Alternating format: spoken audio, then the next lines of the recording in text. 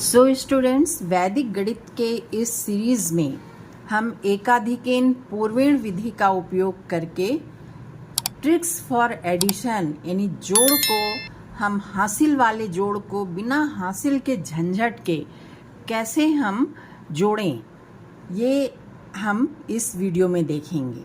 तो एकाधिकेन पूर्वेण, जैसा कि नाम से स्पष्ट है कि पूर्वेण यानी कि पूर्व की, पहले की, एकाधिकेन यानी कि एक अधिक, यानी पूर्व की संख्या को एक अधिक करके हम किस तरह से बिना हासिल के झंझट के हम कर सकते हैं एडिशन, है ना। तो सबसे पहले जो शब्द आता है इसमें एकाधिक, ये क्या है? एकाधिक। तो ये एकाधिक क्या होता है? किसी भी डिजिट के ऊपर अगर हम ये डॉट लगाते हैं, इसको कहते हैं एकाधिक डॉट, तो इसका इस डिजिट की वैल्यू एक बढ़ जाती है, यानी कि अब ये हो जाएगा, इसकी वैल्यू हो जाएगी 5 + 1 = 6। ठीक है, तो ये है एकाधिक पूर्वेण विधि में सबसे पहला पॉइंट एकाधिक। तो हम कैसे हम करेंगे, जोड़ेंगे? अब देखिए कि 8 को 6 से प्लस करेंगे तो 14 आया। 14 में इकाई के स्थान पर 4 है और दहाई के स्थान पर 1 है। ठीक है, तो ये जो एडिशन का मेथड है, इसमें सबसे अच्छी बात है कि कितना भी बड़ा एडिशन हो, हम दो दो डिजिट को लेकर के प्लस करते हैं। तो सबसे पहले हम डिजिट्स को रोज में और कॉलम में इस तरह जमा लेंगे कि एक के ऊपर एक डिजिट आए, है ना। 8 + 6 14, 14 में 4 यूनिट के स्थान पर है, एक अधिक है, तो हम इसको इसके पूर्व की संख्या, पूर्वेण 6 के पूर्व की संख्या क्या है? 2, इसके ऊपर हम एकाधिक का चिन्ह लगा देंगे। यहाँ पर आंसर क्या आएगा? 4 आएगा। 4 और एकाधिक जिसकी वैल्यू 1 है, 5 और 2 क्या हो गया? 7। तो ये हमारा फाइनल आंसर हो गया। ठीक है, तो आप देखिए कि मैं इसे रेड पेन से लिख रही हूँ। आप रेड पेन से मत कीजिएगा, क्योंकि क्लास में या फिर एग्ज़ाम में रेड पेन अलाउ नहीं है। मैं इसलिए कर रही हूँ ताकि आपको डिफरेंसेस समझ में आए। अब देखिए 6 को 7 में प्लस करेंगे हम। 6 और 7 क्या हुए? 13। 13 में एक अधिक आ रहा है और 6 को 7 से जोड़ने पर 13 आया, एक अधिक आया, तो इसके पूर्व की संख्या जो 5 है, इसके ऊपर हम एकाधिक का चिन्ह लगा देंगे और इस कॉलम का जो आंसर आता है ये कितना आएगा? 3 आएगा। अब आप देखिए 4 को हम 5 में डायरेक्ट नहीं जोड़ेंगे, 4 को एकाधिक में जोड़ेंगे 5 और 5 10। 10 में फिर एक अधिक है, इसको हम इसके पूर्व की संख्या पे लगाएंगे और इस कॉलम का आंसर कितना आएगा? अब 0। अगेन आप देखिए कि 3 और एकाधिक 4 और 8 12। अब 12 को हम डायरेक्ट नहीं लिखेंगे, इसको लिखने के लिए हम इसके आगे एक 0 बढ़ाएंगे, क्योंकि 12 जो आया है उसमें एकाधिक है और ये एकाधिक हम 0 पर लिख देंगे और यहाँ पर आंसर कितना आया इस कॉलम का? 2। और ये एकाधिक यानी कि 1 को 0 से प्लस करेंगे तो यहाँ पर आया 1। अब ये हमारा फाइनल आंसर आ गया है। ठीक है, गलती से कट गया। ठीक, चलिए अब एक और एग्जाम्पल देखते हैं हम कि यहाँ पर हमको 98 को प्लस करना है 65 में। ठीक है, तो 8 और 5 13 में फिर एक अधिक है, तो 5 के पूर्व की संख्या पर हम एकाधिक लगा देंगे और यहाँ पर क्या आ जाएगा? 3। ठीक है, 9 और एकाधिक का 1 कितना हुआ? 10।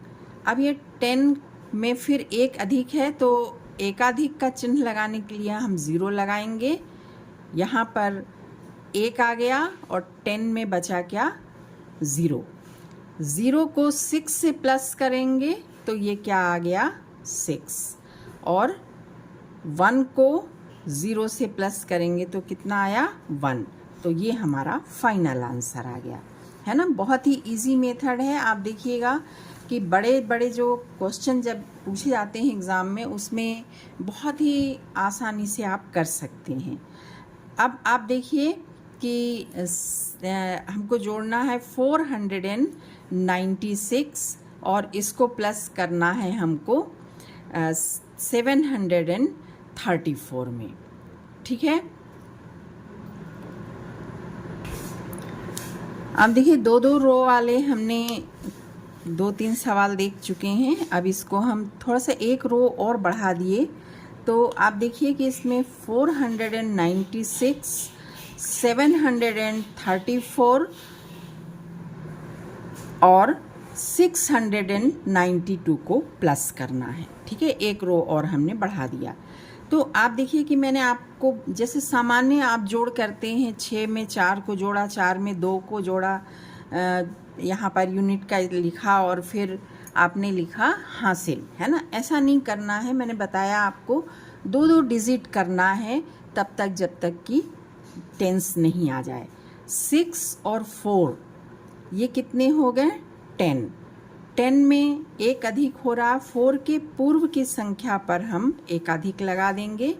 यहाँ पर आया 0। 0 को 0 में 2 को प्लस किया, यहाँ पर क्या आया? 2। अब आप देखिए कि 9 में एक अधिक को प्लस किया, 10 आया। 10 आया। अब इसके पहले की जो डिजिट है इसके ऊपर हम एक अधिक लगा देंगे, फिर यहाँ पर आया 0, ठीक है। 0 में 3 को प्लस करेंगे तो कितना आया? 3। अब 3 में 9 को प्लस करेंगे तो कितना आया? 12। 12 में एक अधिक हम 9 के पहले वाली संख्या पर लगा देंगे और इधर आंसर कितना आया? 2। अब इस कॉलम पर आ जाते हैं। देखिए 4 and 1 5 एक अधिक का, है ना। और 5 और 7 कितना हुआ? 12। तो 12 में एक अधिक का चिन्ह लगाने के लिए हम 0 बढ़ा लेंगे और यहाँ पर बचा 2, ठीक है। 2 और एक अधिक 3, 3 और 6 कितने हुए? 3 और 6 9।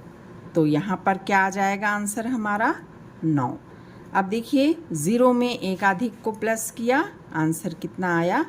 ये हमारा फाइनल आंसर आया, ठीक है। तो ये 3 रो लेकर के मैंने बताया कि किस तरह पेयर्स में लेकर के हम इस प्लस को करेंगे।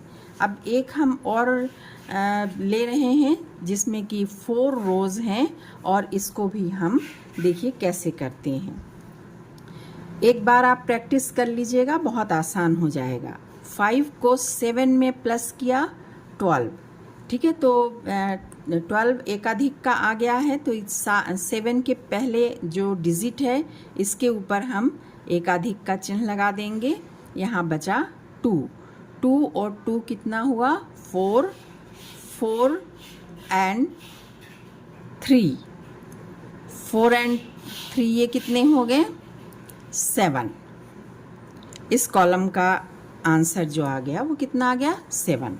अब देखिए 6 और एक अधिक का 1, 7 और 8 ये 9 और 10। अब 10 आ गया, एक अधिक इसमें है, इसको हम यहाँ पर एक अधिक का चिन्ह लगा देंगे। 10 का यहाँ 0 आ जाएगा।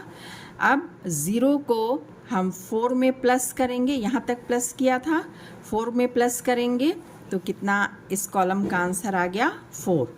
अब आप देखिए 7 and 2 9, 9 and 1 10। 10 का एक अधिक इधर आ जाएगा, यहाँ 0 आ गया। 0 में 5 को प्लस किया, 5 आया। 5 में फिर 5 को प्लस किया, 10 आया। तो 10 का एक अधिक यहाँ लग गया और यहाँ पर क्या आ गया? 0 आ गया, ठीक है। अब देखिए 9 में 5 को प्लस किया, 14 आया।